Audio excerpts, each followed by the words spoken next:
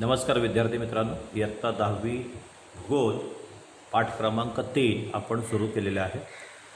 यामध्ये भाग 1, 2, 3 मध्ये आपण भारत आणि ब्राझील या दोन्ही देशांची प्राकृतिक रचना, त्यांचं स्थान, विस्तार, त्यांच्या शेजारील राष्ट्र हे आपण पाठ्यपुस्तकातील आकृती क्रमांक 3.1, 3.2 च्या सहाय्याने समजून घेतलेले आहे। त्याचप्रमाणे गुगल अर्थ मॅपद्वारे देखील भारत आणि ब्राझील या दोन्ही देशांचं स्थान आणि विस्तार समजून घेतलेला आहे। आजच्या या भाग क्रमांक 4 मध्ये आपण भारताचे जे 5 प्राकृतिक विभाग पडतात ते आपण समजून घेणार आहोत। नकाशाचं नीट निरीक्षण करा। तुम्हाला स्क्रीनवरती जो भारताचा नकाशा दिसतोय हा वेगवेगळ्या रंगछटांनी रंगवलेला दिसतोय आणि याच्यामध्ये जे भारताचे 5 प्राकृतिक विभाग आहेत, तर आपण त्यातील पहिला प्राकृतिक विभाग बघणार आहोत, हिमालय किंवा उत्तरेकडील पर्वतीय प्रदेश। मी तुम्हाला पॉइंटरच्या सहाय्याने हा भाग दाखवतो, तो तुम्ही नीट लक्ष देऊन पहा। या ठिकाणी ज्या भागातून मी पॉइंटर फिरवतो आहे हा भारताचा उत्तरेकडील पर्वतीय प्रदेश आहे।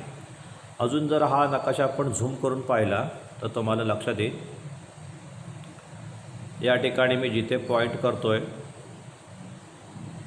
हा उत्तरेकडील हिमालय पर्वतीय प्रदेश आहे, पहिला प्राकृतिक विभाग। आता हिमालय पर्वताच्या 3 प्रमुख पर्वत श्रेणी आहेत, त्यांचा आपण डिटेल्समध्ये अभ्यास त्या प्राकृतिक विभागाच्या वेळी करणार आहोत। आता फक्त प्राकृतिक विभाग भारताच्या आराखड्यात नेमके कुठे आहेत ते आपण समजून घ्यायचं आहे आणि त्यातला हा पहिला प्राकृतिक विभाग आपण पाहिला आहे, उत्तरेकडील पर्वतीय प्रदेश अर्थातच हिमालय।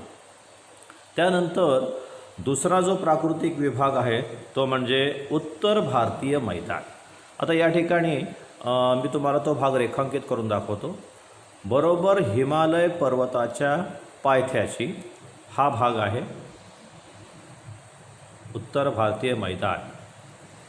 उत्तर भारतीय मैदान हा जो भाग गंगा आणि यमुना नदीचे हे जे काही खोरे आहे, हा सपाट सुपीक गाळाचा जो प्रदेश आहे त्यालाच उत्तर भारतीय मैदान असं म्हणतात। आता याचा जो विस्तार आहे ते अगदी राजस्थान, पंजाब या राज्यापासून पश्चिम बंगाल या राज्यापर्यंत पसरलेला आहे।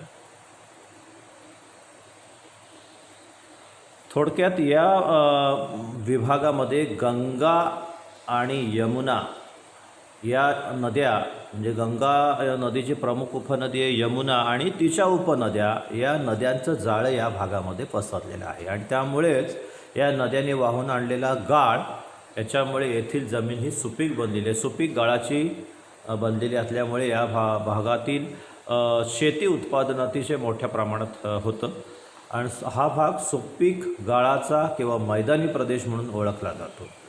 मी तुम्हाला याच्यानंतर पुढचा जो नकाशा आहे तो गुगल अर्थवरून घेतल्यामुळे तुम्हाला अजून हा जो भाग आहे तो स्पष्ट दिसेल। पहिल्यांदा आपण या नकाशामधून 5 प्राकृतिक विभाग बघूया। दुसरा जो भाग पाहिला तो उत्तर भारतीय मैदान। त्याच्यानंतर तिसरा जो भाग आहे तो म्हणजे द्वीपकल्प किंवा द्वीपकल्पीय पठारी प्रदेश। आता मी तुम्हाला पॉइंटरच्या सहाय्याने हा त्रिकोणाकृती जो भाग दिसतोय या नकाशामध्ये, पिवळ्या रंगाचा जो भाग दिसतोय, स्पष्ट दिसतोय, दक्षिणेकडे हा भाग निमुळता होत गेलेला आहे आणि भारत भूमीचा सगळ्यात मोठा असणारा हा प्राकृतिक विभाग आहे द्वीपकल्प किंवा भारतीय द्वीपकल्पीय पठारी प्रदेश। याला दख्खनचे पठार असं देखील म्हटलं जातं। तर या प्रदेशाचं वैशिष्ट्य काय आहे, तर हा भारतभूमीचा हा जो प्रदेश आहे तो तुम्हाला असं लक्षात येईल की दक्षिणेला निमुळता होत गेलेला आहे आणि या भारतभूमीला आपल्याला पश्चिमेला अरबी समुद्र लाभलेला आहे, पूर्वेला बंगालचा उपसागर आहे, तर दक्षिणेला हिंदी महासागर लाभलेला आहे। तर अशा प्रकारचा हा जो तिसरा प्राकृतिक विभाग आहे तो म्हणजे द्वीपकल्प। त्याच्यानंतर चौथा प्राकृतिक विभाग, बरोबर याच द्वीपकल्पाला लागून असणारी पूर्व किनारपट्टी आणि पश्चिम किनारपट्टी, म्हणजे भारताला लाभलेला समुद्र किनारा आहे, त्याच्यामध्ये पूर्व किनारपट्टी आणि पश्चिम किनारपट्टी। आता याच्यामध्ये तुम्हाला लक्षात येईल ही पूर्व किनारपट्टी आहे, बंगालच्या उपसागराला समांतर असणारी ही पूर्व किनारपट्टी आणि अरबी समुद्राला समांतर असणारी ही पश्चिम किनारपट्टी। तर भारताला एकूण 7,500 किलोमीटर लांबीचा समुद्र किनारा लाभलेला आहे. त्याच्यामध्ये या 2 किनारपट्ट्या येतात आणि हा प्राकृतिक विभाग क्रमांक कितवा आहे?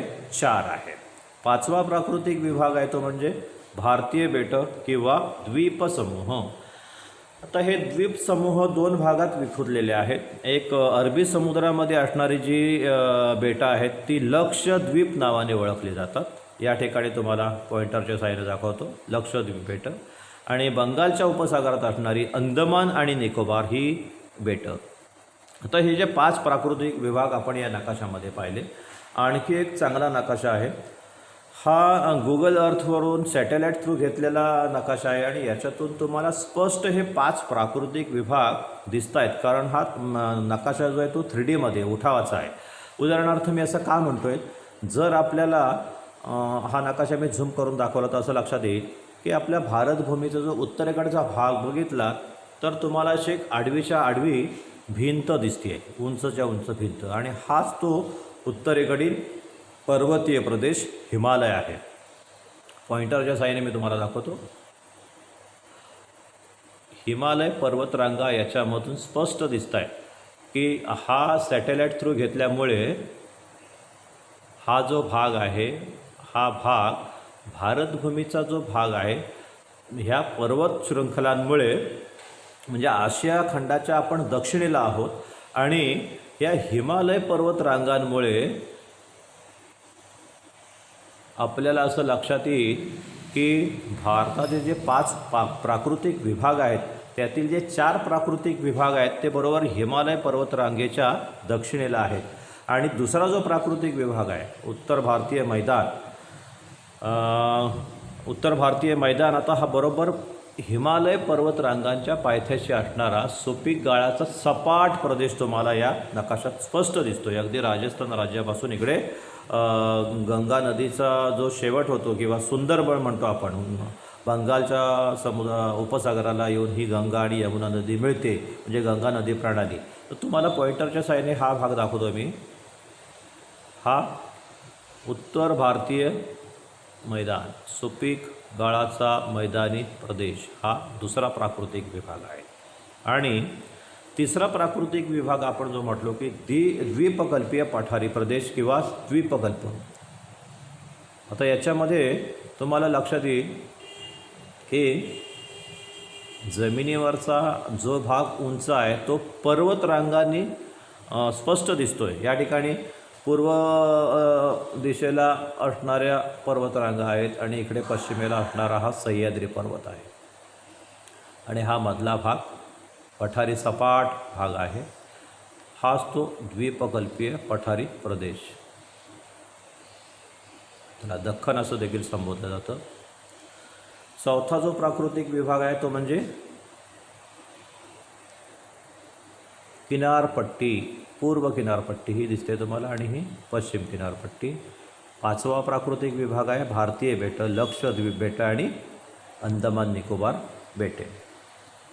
याच्यामध्ये तुम्हाला या नकाशामध्ये उत्तरेकडचा भाग रेखांकित केलेला दिसतो आहे. हा हिमालय पर्वत रांगा, ज्या प्रमुख 3 पर्वतरांगा आहेत त्यांचा आपण अभ्यास करणार आहोत. त्यातला हा उत्तरेकडचा पर्वतीय प्रदेश आहे. त्याच्यानंतर या नकाशात देखील ज्या 3 पर्वत शृंखला दाखवलेल्या आहेत त्याच्यामध्ये 1, 2 आणि 3 ह्या ज्या पर्वतरांगा आहेत त्या वेगवेगळ्या रंगछटांमधून दिसत आहेत. उत्तरेला तुम्हाला फेंट निळ्या रंगामध्ये जो आपण हिमाद्री म्हणतो किंवा अतिउत्तरेकडील भाग.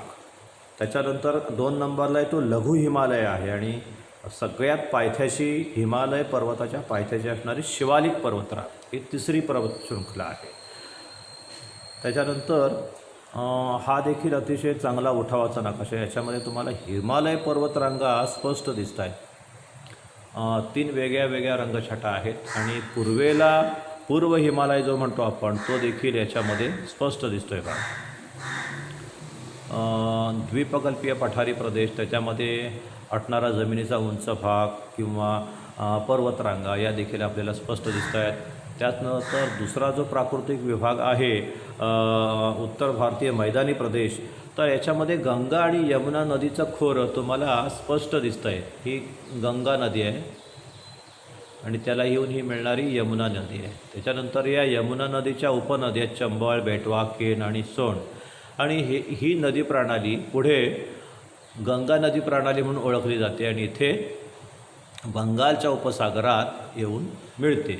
आता तुम्हाला एक सुंदर हा भाग दिसतो या ठिकाणी. या ठिकाणी गंगेची मुखं ही त्या गंगा नदीच्या अनेक वितरिका पुढे बंगालच्या उपसागराला येऊन मिळत असताना तयार होतात आणि हाच भाग सुंदरबन म्हणून ओळखला जातो. या ठिकाणी सुंदरबन हा सुंदरबन ही किंवा गंगेची मुखं आहेत. या ठिकाणी सुपीक गाळाचा मैदानी प्रदेश तयार झालेला आहे. तिसरा प्राकृतिक विभाग तुम्हाला सांगितला द्वीपगृह आणि चौथा आहे किनारपट्टीचा प्रदेश. पूर्व किनारपट्टी ही पश्चिम किनारपट्टी आणि पाचवा आहे भारतीय बेटे किंवा द्वीपसमूह. तर या ठिकाणी तुम्हाला अंदमान आणि निकोबारची ही जी बेटं आहेत ती ही या डॉट स्वरूप बिंदू स्वरूपात दिसत आहेत बघा. अतिशय दक्षिणेकडे असणारं एक छोटं बेट आहे, त्याला ग्रेट निकोबार बेट असं म्हणतात आणि त्याच्याच दक्षिणेला आपल्या भारताचं सगळ्यात दक्षिणेकडे ठिकाण असणारं म्हणजे इंदिरा पॉईंट हे ठिकाण आहे. हे ते ग्रेट निकोबार बेट शेवटचा बिंदू. हे अंदमान निकोबार बेटामध्ये सगळ्यात शेवटचा जो बिंदू आहे तो म्हणजे ग्रेट निकोबार बेट आहे आणि त्याच्याच दक्षिण टोकाला इंदिरा पॉईंट हे ठिकाण आहे. तर वेगवेगळ्या नकाशाच्या साहाय्याने तुम्हाला मी हे 5 प्राकृतिक विभाग दाखवत आहे. हा देखील अतिशय एक सुंदर गुगल अर्थवरून घेतलेला फोटोग्राफ्स आहे की जी पर्वत शृंखला आहे हिमालय पर्वतरांगा त्या तुम्हाला याच्यात स्पष्ट दिसत आहेत. जसं जसं आपण दक्षिणेकडून उत्तरेला जाऊ तशी तशी या हिमालय पर्वतरांगांची उंची वाढत गेलेली दिसते आणि अतिशय उत्तरेकडे असणारा हा जो भाग आहे तो पूर्ण बर्फाच्छादित असल्यामुळे तुम्हाला पांढऱ्या रंगाचा दिसतो आहे आणि सगळ्यात दक्षिणेला म्हणजे हिमालय पर्वताची दक्षिणेकडील किंवा पाया आपण म्हणतो ती शिवालिक पर्वतरांग तुम्हाला हिरव्या रंगाची दिसते. अशा प्रकारे आपण भारताचे जे 5 प्राकृतिक विभाग पडतात ते समजून घेतलेले आहेत. हिमालयन रांगा तुम्हाला मी म्हटलं की 3 पर्वत शृंखला ज्या आहेत शिवालिक पर्वत, मध्य हिमालय आणि हिमाद्री.